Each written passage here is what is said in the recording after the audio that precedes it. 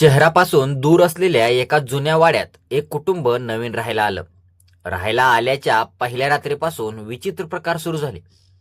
रात्री वस्तू खाली पडत, दरवाजे आपोआप बंद होत, मुलं रडत उठत, घरात अज्ञात सावल्या फिरताना कुटुंब घाबरून गेले. गावातील लोकांनी सुचवलं, श्री स्वामी समर्थांच्या पादुकांची सेवा घ्या. कुटुंबातील एक वृद्ध आजी फक्त होती. तिने रोज पादुका स्वच्छ करून दीप लावायला सुरुवात केली. भक्तिभावाने जय जय रघुवीर समर्थ जप चालू केला. तसेच श्री स्वामी समर्थांचे नामस्मरण सुरू केले. पहिला दिवस घरातील विचित्र आवाज कमी झाले. दुसरा दिवस मुलं शांतपणे झोपली. तिसऱ्या दिवशी रात्री 12 वाजता घरात अचानक तेज पसरलं. आजीने स्वतः पाहिलं. घराच्या मध्यभागी पांढऱ्या पारदर्शक प्रकाशात एक दिव्य साधू उभे आहेत.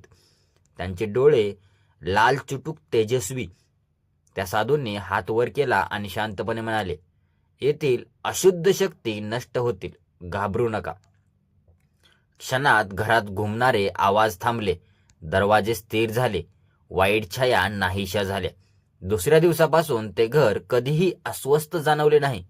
सगळे म्हणत, स्वामी समर्थ स्वतः आले होते. श्री स्वामी समर्थ.